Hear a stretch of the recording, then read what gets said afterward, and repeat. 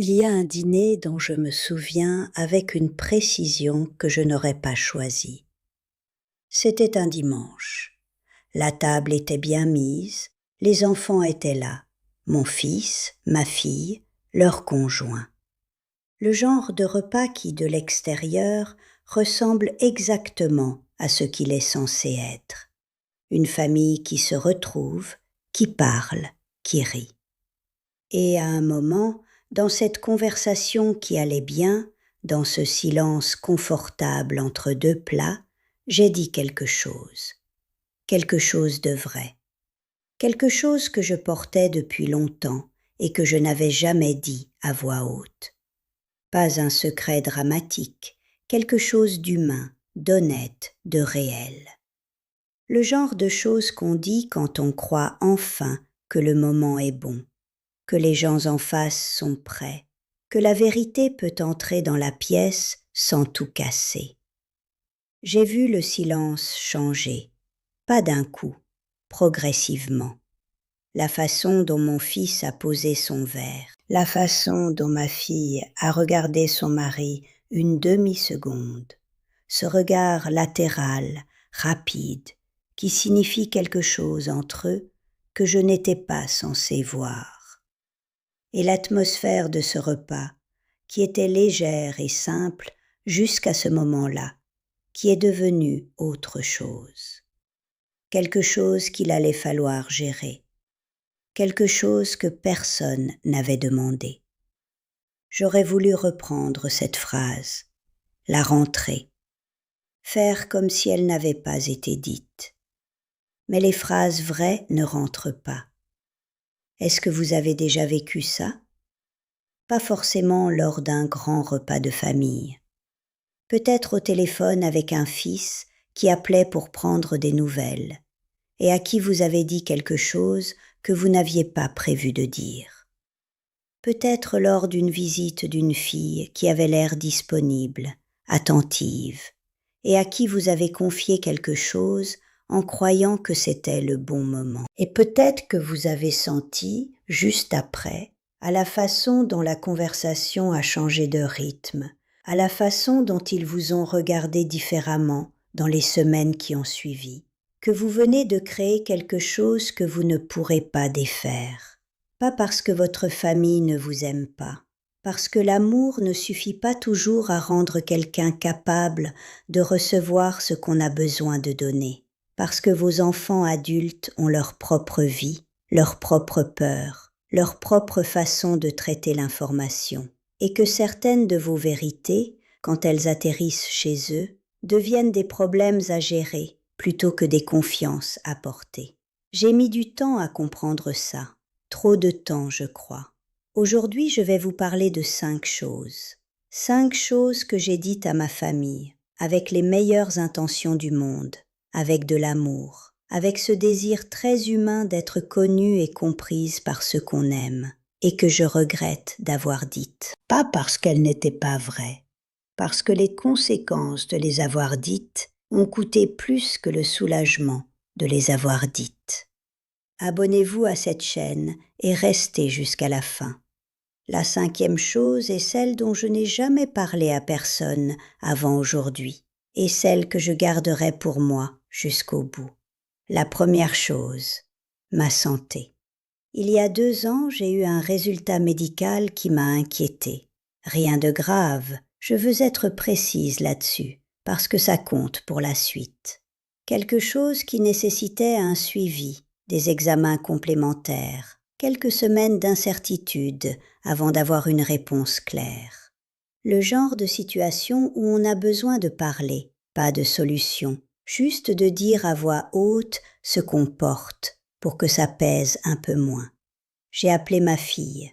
Elle a très bien réagi, dans le sens où elle a immédiatement voulu s'occuper de la situation.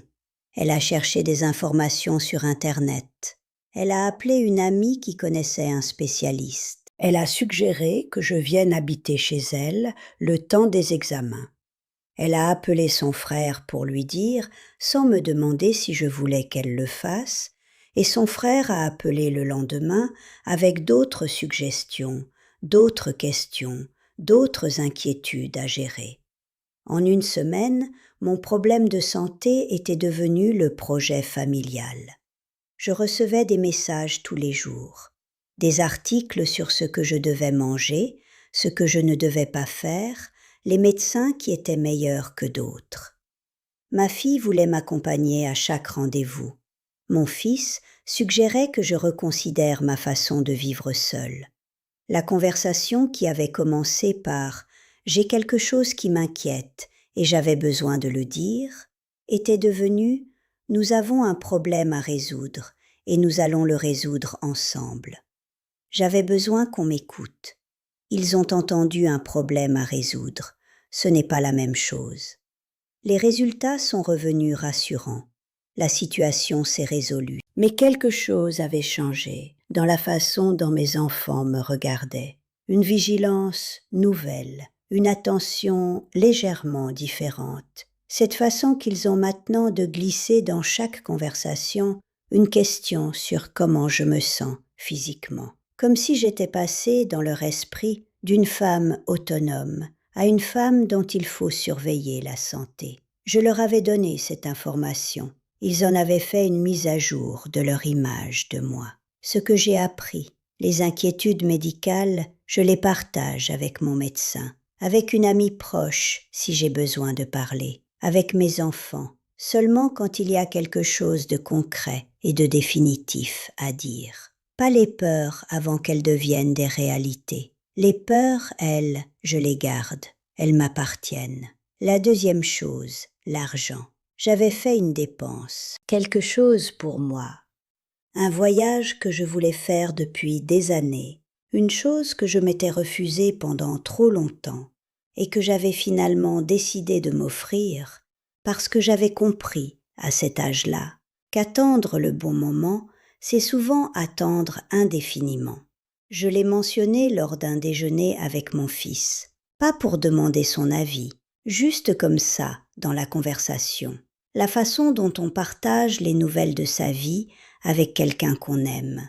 Son regard a changé légèrement, pas de façon hostile, avec cette préoccupation prudente de quelqu'un qui calcule quelque chose dans sa tête. Il a dit, après un moment, « C'est bien, mais tu penses à l'avenir aussi, j'espère. Tu as vérifié que tes économies te permettent ça confortablement ?» J'avais 69 ans. Je gérais mes finances depuis des décennies. La dépense était parfaitement raisonnable. Je n'avais rien demandé. Mais en lui disant, j'avais ouvert, sans le vouloir, une conversation sur mes finances et par extension sur mon autonomie, sur ma capacité à gérer ma propre vie, sur si j'avais besoin ou non d'un regard extérieur sur mes décisions. Les semaines qui ont suivi, il y a eu d'autres questions. Légères, posées avec amour, mais questions quand même. Est-ce que j'avais pensé à tel aspect? Est-ce que j'avais quelqu'un de confiance pour m'aider avec les questions financières?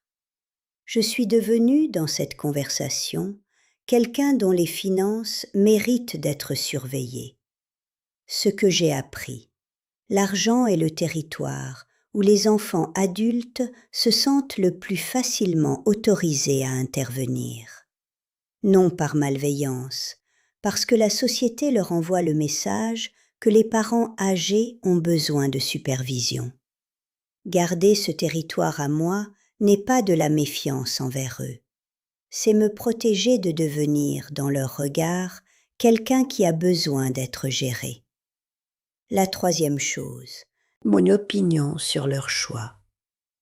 Mon fils a pris une décision.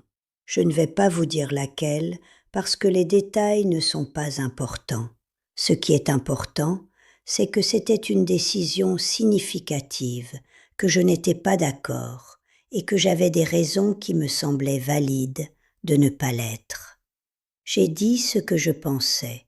Avec soin, je ne suis pas quelqu'un qui dit les choses brutalement.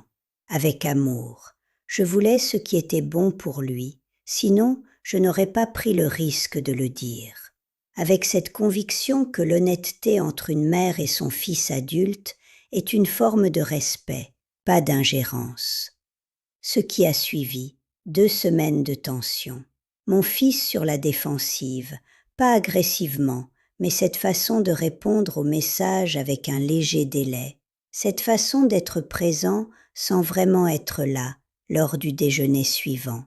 Sa femme, que je sentais dans son camp d'une façon légèrement différente que d'habitude. Et moi, qui passais les soirées à me demander si j'aurais dû me taire, si j'avais dit la bonne chose de la mauvaise façon ou la mauvaise chose tout court. J'avais raison, je crois encore. Ça n'a servi à rien, et j'ai payé la facture émotionnelle pendant des semaines, pour une vérité qu'il n'avait pas demandée et qui n'a rien changé à sa décision. Ce que j'ai appris. Il y a une différence entre avoir le droit de dire quelque chose et avoir la sagesse de le dire. Après 65 ans, la sagesse vaut plus que le droit. Mes opinions sur les choix de mes enfants, je les garde, sauf quand ils me les demandent explicitement. Et même là, je pèse, parce que certaines vérités coûtent plus qu'elles ne donnent. La 4e chose, ma solitude. C'était un soir de semaine. Ma fille avait appelé, un de ces appels de vérification, rapide, affectueux, le genre qu'on fait quand on pense à quelqu'un et qu'on veut juste s'assurer que tout va bien. Elle m'a demandé comment j'allais, et j'ai dit, sans vraiment réfléchir, avec cette honnêteté fatiguée de quelqu'un qui répond à la fin d'une longue journée, que certains soirs la maison était grande. C'est tout ce que j'ai dit. Certains soirs, la maison est grande. Ce qui a suivi, elle a rappelé le lendemain et le surlendemain. Elle a proposé que je vienne passer un week-end chez eux. Elle a dit à son frère, j'ai compris plus tard que la conversation avait eu lieu. Et son frère a mentionné, délicatement, que peut-être je devrais considérer de me rapprocher géographiquement. Les déjeuners qui ont suivi avaient une texture différente. Ma fille me regardait avec cette attention légèrement inquiète de quelqu'un qui surveille une situation. J'avais dit que certains soirs, la maison était grande. Ils avaient entendu. Notre mère est seule et malheureuse et nous devons faire quelque chose. J'avais besoin qu'elle sache que j'avais des moments difficiles. Ce que j'avais obtenu, c'était de la pitié organisée. Et la pitié organisée, même quand elle vient d'amour, ne ressemble pas à de la compagnie. Elle ressemble à de la gestion. Et être géré par ses enfants, à 68 ans, dans sa propre vie, c'est une des solitudes les plus particulières qui soient. Ce que j'ai appris, la solitude, je la partage avec des amis qui peuvent la recevoir sans en faire un projet. Avec ma fille, je dis que tout va bien, et je le dis en le pensant, parce que tout va bien dans le sens où je suis capable de gérer ma propre vie. Les moments difficiles m'appartiennent, je n'ai pas besoin qu'on les résolve, j'ai besoin qu'on les entende. Et entendre n'est pas toujours ce que la famille sait faire. La 5e chose, celle que je n'ai jamais dite à personne avant aujourd'hui. Ce soir-là, au dîner dont je vous ai parlé au début, le dimanche, la table bien mise, tout le monde réuni, ce que j'ai dit, c'était quelque chose sur le premier mariage. Pas tout. Une chose, une vérité sur ce que j'avais vécu, sur ce que cette période avait été réellement, derrière la version que ma famille avait toujours connue.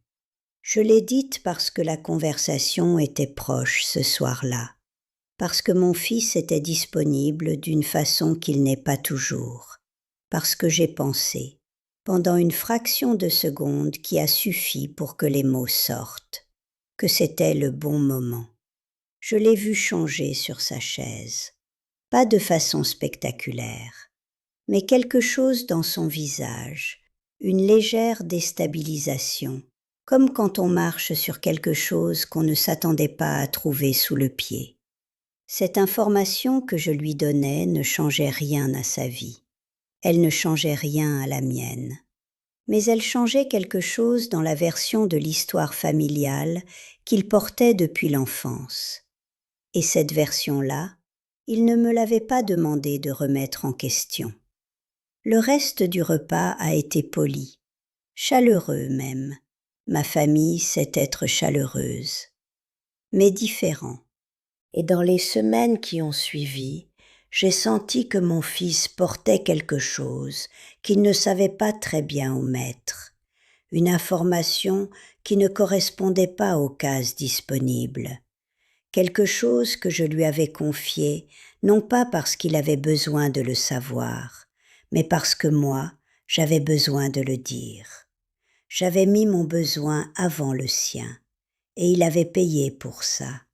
Ce que j'ai appris, et c'est la chose la plus difficile à admettre de cette liste, c'est que certaines vérités nous appartiennent complètement. Pas parce qu'elles sont honteuses, pas parce qu'elles sont des secrets au sens dramatique du terme, mais parce qu'elles font partie d'une histoire qui est la nôtre avant d'être celle de quiconque d'autre. Et les déposer chez quelqu'un, même quelqu'un qu'on aime profondément, c'est parfois lui donner un poids qu'il n'a pas demandé à porter. Il y a des choses que je garderai pour moi jusqu'à la fin, non pas pour protéger qui que ce soit, pour me protéger moi, pour garder intacte cette partie de mon histoire qui n'appartient qu'à moi, qui n'a pas besoin d'être partagée pour exister, qui existe parfaitement, complètement, dans le silence où elle vit. Je ne vous dis pas de mentir à votre famille, je ne vous dis pas de construire des murs ou de vous isoler derrière des silences qui font mal. Ce que je vous dis, c'est quelque chose de plus subtil et de plus important que ça. Garder certaines choses pour soi n'est pas un mensonge, c'est reconnaître que tout ce qui est vrai n'a pas besoin d'être dit à tout le monde. C'est comprendre que l'intimité a des gradations et que votre famille, aussi aimante soit-elle, n'est pas automatiquement le lieu le plus sûr pour toutes les couches de vous-même. Choisir à qui on confie quoi, c'est une des formes les plus adultes et les plus dignes de se respecter soi-même. J'ai mis trop longtemps à l'apprendre, pas parce que personne ne me l'avait dit, mais parce que pendant des années, j'avais cru que l'amour familial suffisait à rendre la famille capable de recevoir tout ce que j'avais à donner. L'amour ne suffit pas toujours. Parfois, il faut aussi la sagesse de savoir ce qu'on donne et à qui. Est-ce qu'il y a quelque chose que vous avez dit à votre famille et que vous regrettez d'avoir dit? Ou au contraire, quelque chose que vous avez gardé pour vous et qui vous a protégé d'une façon que vous n'aviez pas prévue? Dites-le dans les commentaires. Pas pour moi, pour les femmes qui lisent vos mots et qui apprennent, elles aussi, à choisir ce qu'elles disent et à qui elles le disent. Et si cette vidéo a mis des mots sur quelque chose que vous viviez sans pouvoir le nommer, partagez-la avec une femme qui croit peut-être encore que tout dire à sa famille est toujours la meilleure chose à faire. Parfois, le silence le plus sage est aussi le plus aimant.